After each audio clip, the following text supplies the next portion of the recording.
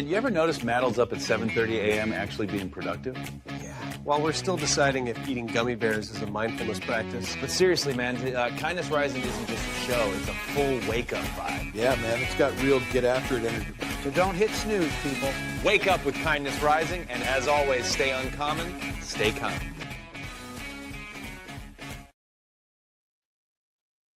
Good morning. Remember when being a neighbor meant block parties, borrowed lawnmowers, and knowing the mailman by name? Today, most of us are barely waving across the driveway. On this Relationship Thursday, we're asking, what happened to the people in our neighborhood, and why does it matter now more than ever? Wake up. It's time to rise and This is Kindness Rising.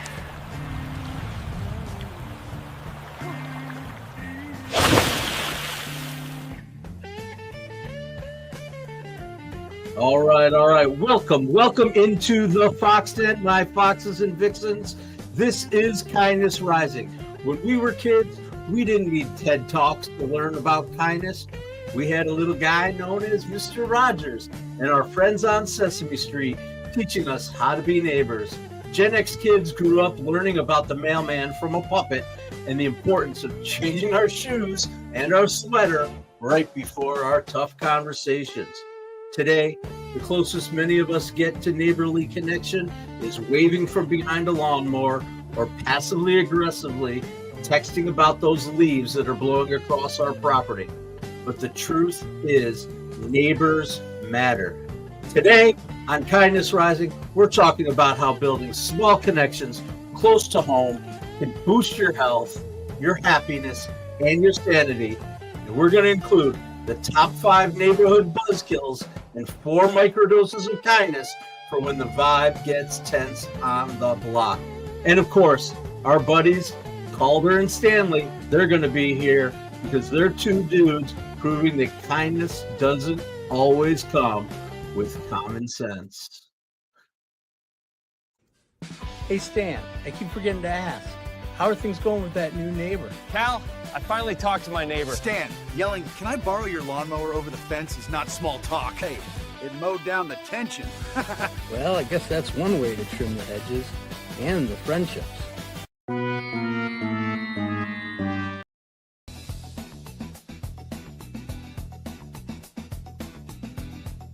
All right. Those 2 zany guys are out there always trying to figure out what's going on in their neighborhood and how to be good neighbors. But Mr. Rogers, you guys remember him. He slowed things down for us and made being more neighborly about empathy, curiosity, and kindness. And do you remember this Sesame Street classic? Oh, who are the people in our neighborhood? In our neighborhood. They taught us to appreciate the mail keeper, the mail carrier, the shopkeeper, and the firefighter, the everyday people who made our communities whole. Those shows weren't just entertainment, they were our first master classes in community. But somewhere along the way, we got too busy, too distracted, or too digital. But reviving the spirit of connection, it isn't just nostalgic. It's actually scientifically linked to longer life, less loneliness, and better mental health. You know this isn't just me getting nostalgic about block parties and Mr. Rogers. Science actually backs this up. And we'll talk about that in a minute. Let's jump into smoke marijuana with your neighborhoods. All right, Clifford Red, I guess you're into the weed. That's okay too. If that's your thing, it brings you a little closer to your neighbors. TJ Price, welcome into Kindness Rising. Subscribe to the channel. Let's get up and get after it together. We'll help you start your day with a little hope, humanity, humor, and heart. And of course, our buddy Be Driven. Stay buzzy, Be Driven. All right, Bernard. Thanks for joining us here on Kindness Rising. And as I check over into the horizontal, who's there? Our old favorite, Lady Drew Bozier. Lady Drew, how you doing on this Thursday? It's good to see you. You're digging the tunes. Yeah, I whipped a few up today. Checking it out. We use Suno AI here. Going to keep things rolling with new tunes every day. Welcome, Clifford Red. You're new to the community. Join and subscribe. Welcome, DJ Price. You're new to the community. Subscribe to the channel and join us every day, 7:30 a.m. And of course, there's Mike Sullivan from out on the West Coast, up early and up at 'em. Welcome everybody into the Fox Den, my foxes and vixens. Let's keep the show rolling. All right. So we were talking about the science behind communities, the science behind neighborhood. Here's a few little tidbits that will take it to the next level. Researchers say loneliness is as bad for you as smoking a pack a day. Seriously, it can shorten your life just like cigarettes and carrying too much weight. On the flip side, strong relationships can boost your lifespan by almost 50%. That's not a little bump. That's totally decades of life added on. And then there's this Harvard study that followed people for 80 years and found one simple truth. The people most satisfied with their relationships at 50 years old were the healthiest at 80 years old. You got 30 years to get there if you're 50. Keep those relationships going. Be friendly, be neighborly, and get after it every day. Having good neighbors and friends cuts down on stress. It lifts your mood and even helps your immune system. So waving across the fence, borrowing a tool, or sharing a laugh in the driveway, it's not just feel-good nostalgia. It's medicine. It's medicine for your body, for your brain, and your heart. All right, let's check in on our buddies Calder and Stanley to see if they have cracked the code on living the kindness rising way. Hey Stan, what is this? Auditions for a new movie? Mission Ridiculous? Hey, buddy. I joined the Neighborhood Watch. Staring out your window with binoculars isn't the same thing. It is if you call it community surveillance. Our neighbors call that a restraining order waiting to happen. Well, at least you're watching the neighborhood. Better hope they're not watching you back.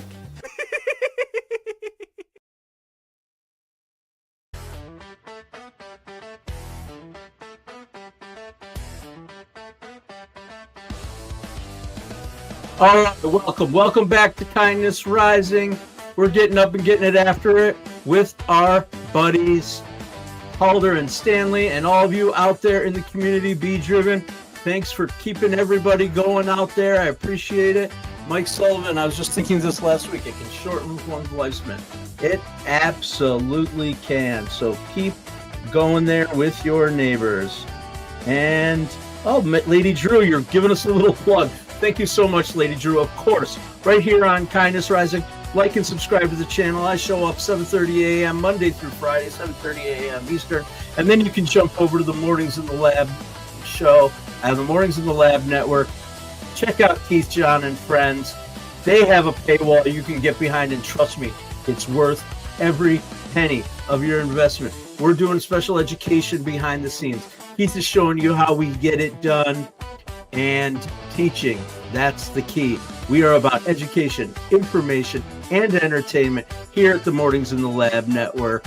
Get behind the paywall and check it out. And Keith has a store on his show too. I keep saying I'm going to have a store too, but I'm so focused on trying to deliver content, I haven't gotten to the store yet. But someday maybe I'll make some of these cool t-shirts available, and I hope that you will support it. Thank you so much. So let me ask you a question. How can we revive our Gen X neighborhood values for today? Here's a couple steps that I think we can take together, figure it out, remembering from our times growing up, and help us to become a little bit more neighborly. First, why don't you just channel Mr. Rogers a little bit? Slow it down. Take 60 seconds to greet somebody instead of a half wave. Stop and say, hey, introduce yourself. Bring back that Sesame Street energy. That's your second tip. Celebrate the people in your neighborhood. I love that song. It always goes through my mind. Every time I see the postman go by, a fireman go by, a cop in my neighborhood, whatever it is, who are the people in your neighborhood? Thank the mail carrier, chat with the cashier, or say hi to the UPS driver. And lastly, make it fun, not formal. Invite your neighbors for a driveway beer. We don't really drink much here on the channel, but maybe a soda or a lemonade. Put on a game and even host a vinyl night. Get those jams going. Music is a great way to connect. I heard Lady Drew talking about it. We absolutely connect over music. So get together with your friends and have a good time. All right. As promised, I'm getting you now to those 5 things. Those 5 things that really bug neighbors and how we can avoid it. Let's get real. We all want to be the good neighbor. The one people actually wave to, not the ones they roll their eyes at. I know we all have neighbors like that. Oh, God, I know. I'm not going to talk bad about people. I don't do it. I don't judge. We all have things going on in life. But I know I've got some neighbors that I'm like, oh, God. And the truth is, most of what annoys us isn't really complicated. It's the simple stuff. But since this is a Relationship Thursday, let's put our little kindness rising lens on it. Here's the top 5 things that really bug our neighbors. You probably know a few of them. Mind the noise. I've got some noisy neighbors here. I know they're just trying to have some fun, but sometimes they get a little noisy. Back in the 90s, we were blasting Pearl Jam at 2 a.m., and that was our rite of passage. But today, that's a fast track to noise complaint. The jam band rule still applies. Crank it when it matters. Keep it chill when it doesn't. Volume isn't kindness. It's managing your vibes. Second, be trash tidy. You got overflowing garbage cans. Nobody wants a raccoon having a buffet in your street. Gen X grew up with take out the trash as the first choice we all learned, and it's still solid life advice. Lawn pride, not laziness. Remember when dads had lawnmower mowers, stripes in the grass, perfect edges, that whole suburban arms race thing going on? That energy hasn't disappeared. It just has a little kinder spin. Keep your yard clean, stash that broken furniture away, and maybe throw in a slip and slide for the kids down the block. Not just taking stuff away and cleaning up your neighborhood, but add some things. That's the kindness way. Communicate before construction. That's another big one. We just had some neighbors redoing their driveway. They let us know. They actually let us know. Hey guys, there's going to be some machines in the area. We're getting our driveway done. That was the kind thing to do. If you're firing up a jackhammer or painting the whole house neon green, give somebody a little heads up. It's the jam band philosophy. Set lists in advance so everyone knows what's coming. Nobody likes surprise solos at 7 a.m. And last, here it is. Be a good pet parent. Pets are awesome. We love pets in our neighborhood. We're getting down with the dogs and cats and other furry friends in our neighborhood. But we don't need barking as an encore. Gen X grew up with neighborhood mutts that roamed free.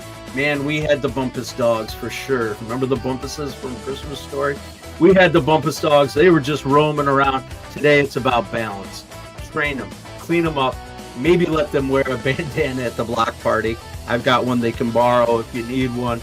So here's the deal. Being a good neighbor isn't rocket science. It's the little acts that keep your street more festival lot and less reality TV drama. Respect the noise. Keep the lawn decent. Mind the trash. Give a heads up and love your pets responsibly. That's how we make sure our neighbors still feel like the places we grew up in. Absolutely. With a little more kindness and a lot less bad karaoke. Fellas, what the hell have you gotten yourself into this time? This can't be good. Somebody had to save the neighborhood from bad karaoke.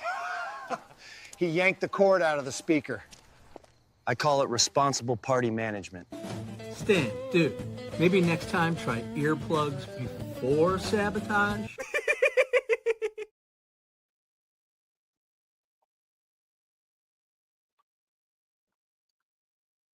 Oh, those guys are still trying to figure out their neighborhood. I wonder what the heck's going to happen in the coming days here. Maybe you want to stick around and see how Stan and Calder navigate their neighborhood.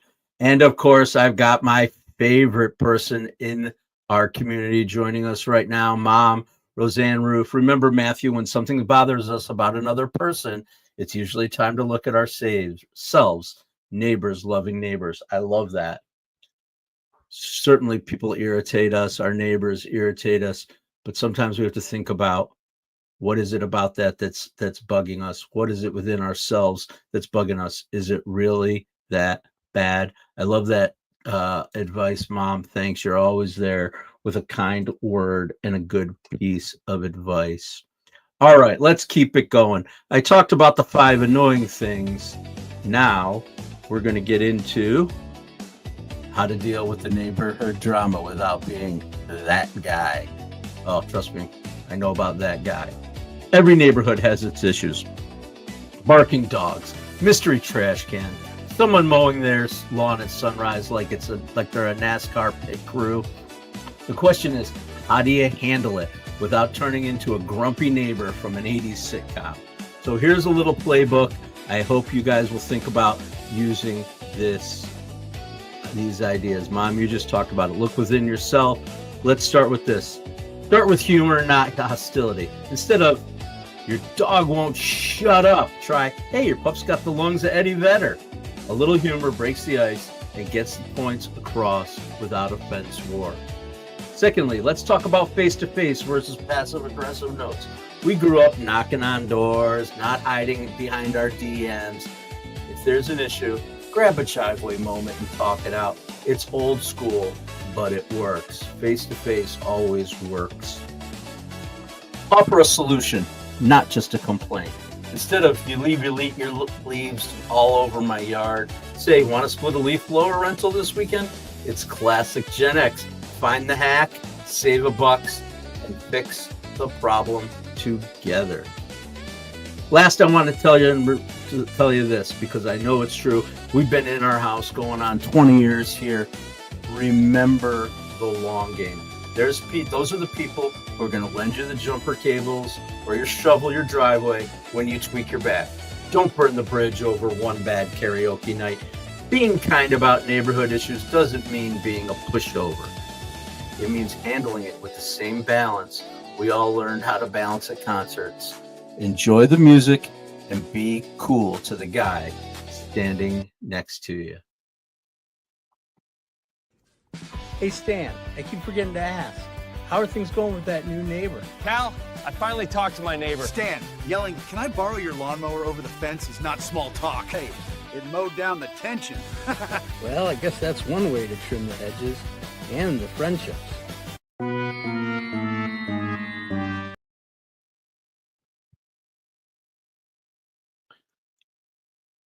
All right, let's get into today's challenge a little bit. Jumping in back into the comments for a second. We appreciate you here at Kindness Rising, community that we have going on. Lady Drew's over on the horizontal saying, good morning to my mother. You raised a wonderful gentleman. Thank you for it. Well, sometimes I'm a gentleman. Most of the time I'm a gentleman, but sometimes I get a little crazy. All right, cool. Thank you, everybody. Kindness Call. This week's challenge is simple. The Who's in Your Neighborhood challenge. I'm going to sing it again because I can't stand it. Oh, who are the people in your neighborhood? In your neighborhood. In your neighborhood. Pick one neighbor you don't know well and make a small connection. Say hello. Strike up a little chat or offer a hand. You see them struggling, doing something in the neighborhood. Take 5 minutes, 2 minutes, whatever it takes. Just jump in there. Say hello. Be friendly. It doesn't have to be perfect. It just has to be real. Speaking about being real, being a good neighbor is also great branding. The strongest brands feel approachable, consistent, and trustworthy. The same traits that you want in the guy across the street. That's what we do here at Mornings in the Lab Network. I'm doing it at Kindness Rising. Keith, John, and his buddies over there on Mornings in the Lab are getting after it and being those kind, good neighbors. And we use our EAT philosophy. We eat our breakfast every morning. That stands for experience, expertise, authenticity, trust, and entertainment. It breaks it down to simple personal branding. Experience and expertise, they mean showing up consistently. Authenticity, it means being the same person in person as you are online. Trust, that means keeping your word. If you offer to help a neighbor, show up. If you borrow something from a neighbor, return it. That's how you build trust in your neighborhood. And entertainment means being memorable. Like the neighbor who always tells the best barbecue stories, it's a little like a festival parking lot.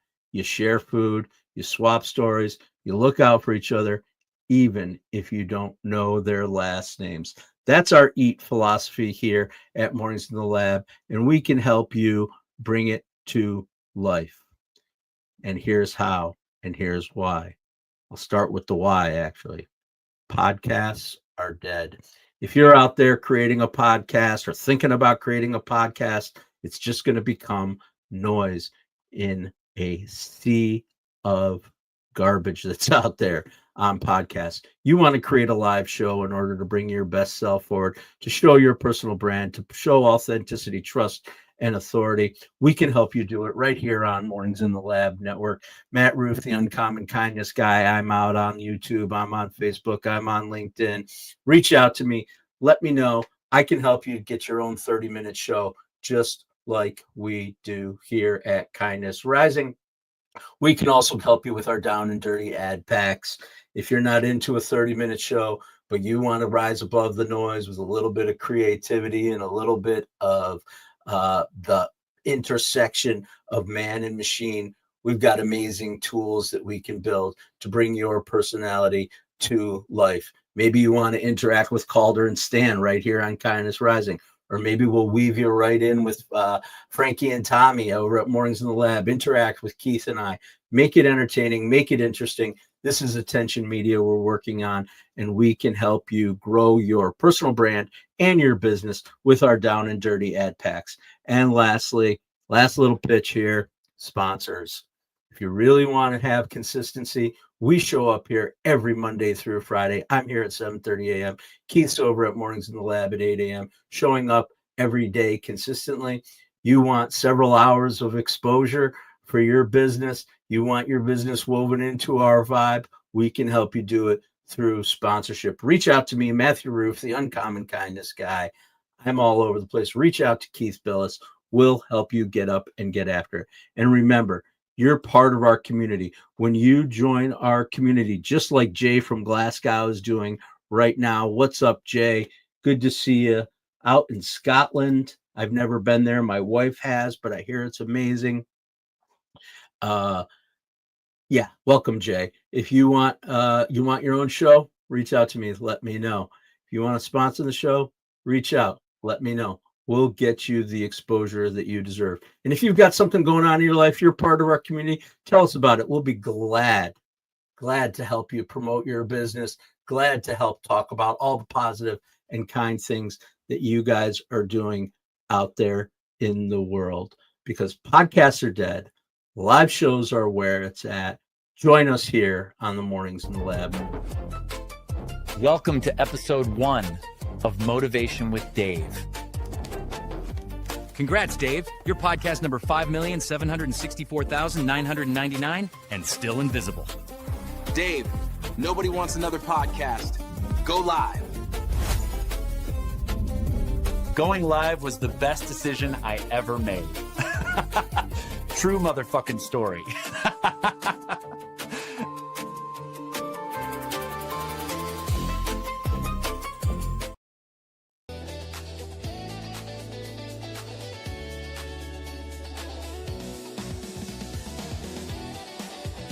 All right.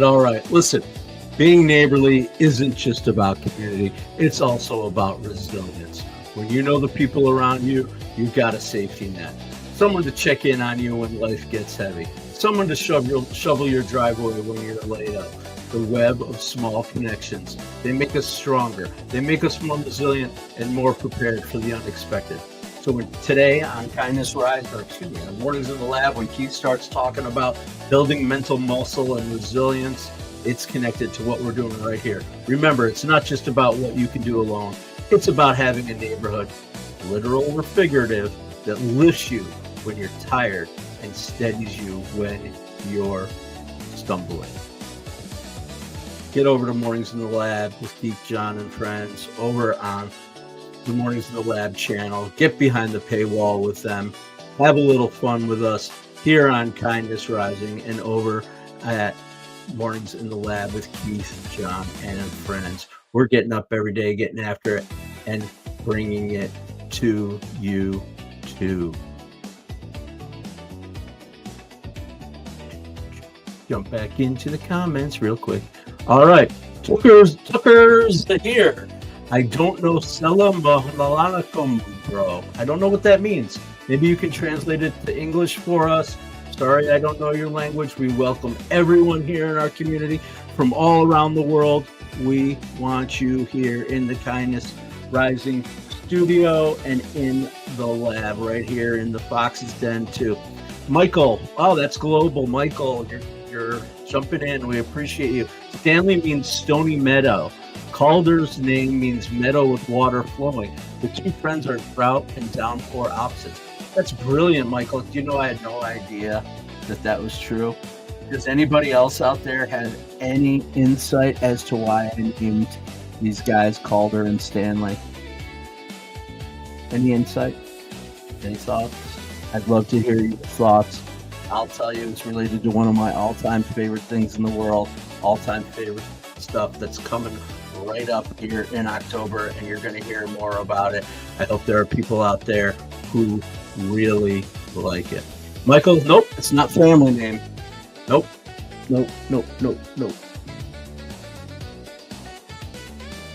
Grateful Dead, another good guess. Not true. I am a Grateful Dead guy.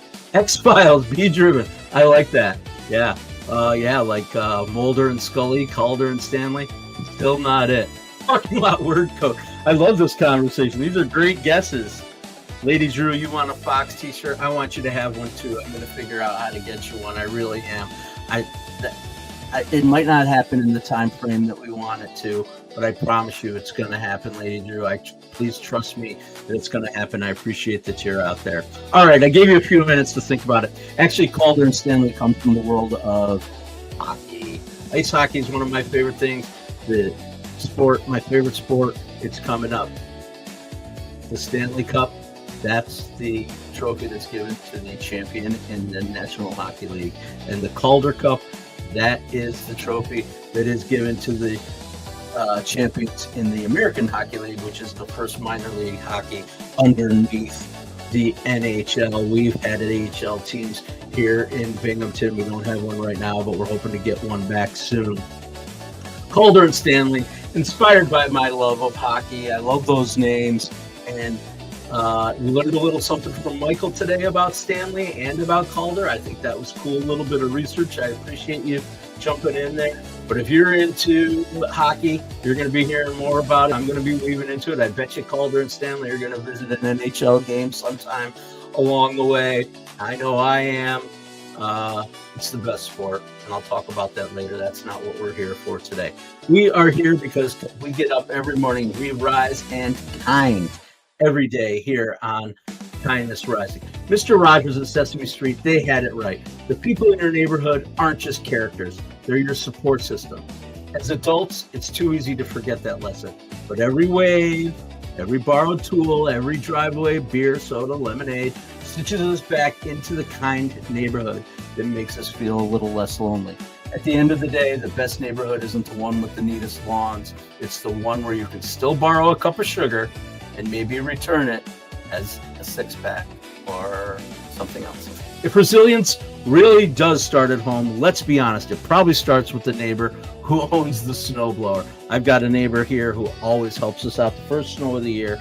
I'm ready for it, but I can count on him. He always shows up, just like we do here, always showing up on Kindness Rising, 7:30 a.m. Eastern. I'll be back tomorrow with our Fandom Friday.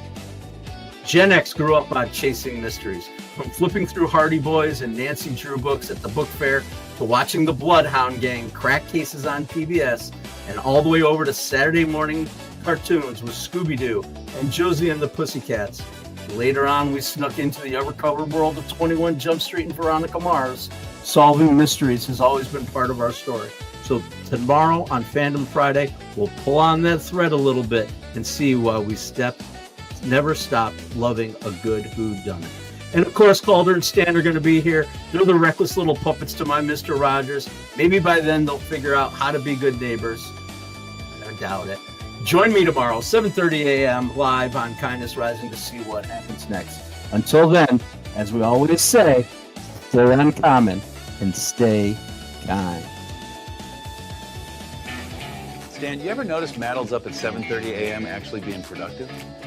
While we're still deciding if eating gummy bears is a mindfulness practice. But seriously, man, Kindness Rising isn't just a show. It's a full wake-up vibe. Yeah, man, it's got real get-after-it energy. So don't hit snooze, people. Wake up with Kindness Rising, and as always, stay uncommon, stay kind.